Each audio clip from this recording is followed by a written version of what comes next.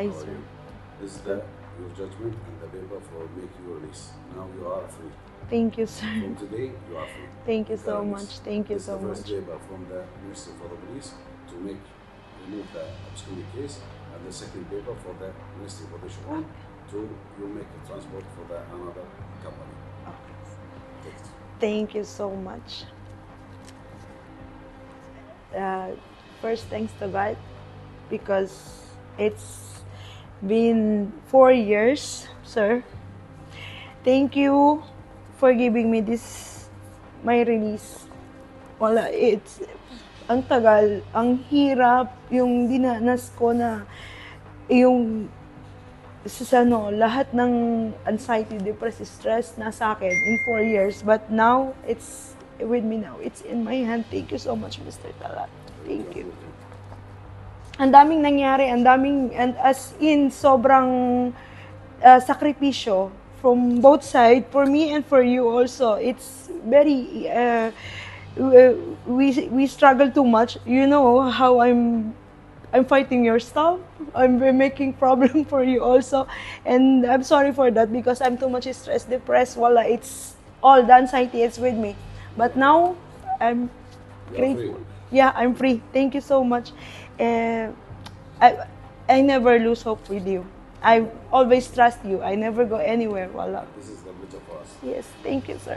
Thank you so much. 18 kaming banat. In 4 years, ako lang ang natitira na sobrang tagal na hindi ko malaman kung bakit umabot ng 4 years. Samantalang yung mga kasama ko na 3 times na sila na renew yung visa nila, tapos ako nandito pa rin. So it's talagang sobrang thankful kasi nakuha ko na yung release ko na matagal ko nang hinihintay, na hinihingi sa Panginoon na pakinggan yung mga pray ko. And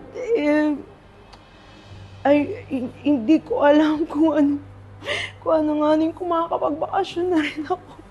In 7 years here in Kuwait, makakapagbakasyon na rin. Thank you sa lahat, all your staff, Mr. Talal, thank you so much.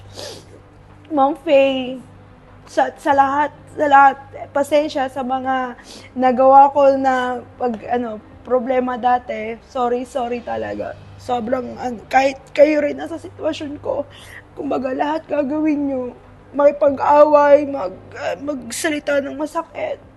Sorry sa lahat.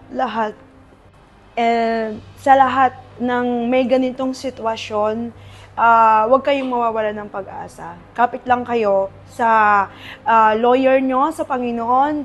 Kumbaga, magtiwala lang kayo sa lawyer nyo. Kasi in 4 years, talagang nawalan na ako talaga ng pag-asa. Kasi sa sobrang, alam mo yung sitwasyon na talagang hindi mo na alam kung anong gagawin mo, kung mananalo ka ba or matatalo ka ba, uuwi ka bang luhaan, yun yung pinaka mararamdaman mo. Pero once na magtiwala ka lang sa lawyer mo, lahat yon, as in magwawagi kayo. So ano lang, tibay lang ng loob, lakas lang ng loob kailangan natin. So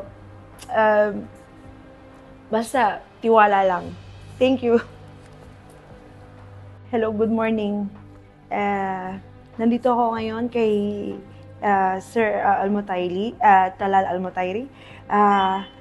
At last, sa wakas, nandito na. Maraming salamat sa lahat. Especially kay Sir Talal, sa lahat ng staff niya. In 4 years, I'm waiting this one from long time. But now, it's here with me. Dati nakikita ko lang lahat ng ni Sir Talal na papanalo niyang kaso, na I'm wishing na sana isa ako doon, na hindi talaga ako mahihiya na sabihin sa lahat na napanalo niya yung kaso ko. As in, hindi ko yung feeling na yung takot, yung depressed in 4 years sa akin, Pero ngayon, nandito na, kaya I'm very thankful na si Mr. Talal Almatayri ang naging lawyer ko because he's helping me until the end. And now it's in my hand. And I cannot say anything. Thanks to the Lord, it's worth it. Kahit ganun katagal, at least hindi ako nawalan ng pag-asa na although nandun yung minsan nararamdaman ko na parang hindi ko na kaya, pero it's the end now. Now it's in my hand. I cannot say anything. I just want to thanks to Mr. Talal for giving me this opportunity to win this case, and he make everything just to win to my employer. They make me make problem for me too much, but now it's good now. Thank you so much, Sir Talal Almatayri, and to all my kabayan. Huwag kayong mawawalan ng pag-asa kasi tiwala sa Panginoon, pagdadasal, at saka sa lawyer. Kapit lang kayo sa kanya, sabihin niyo lahat kung ano yung nararamdaman ninyo, kung ano yung nasa loob ninyo, yung bang explain yung mabuti kung ano yung at makinig din kayo sa kanya kung ano yung dapat mong gawin. Kumbaga, talagang tiwala lang, tiyaga lang talaga. Huwag mawawalan ng pag-asa. Thank you.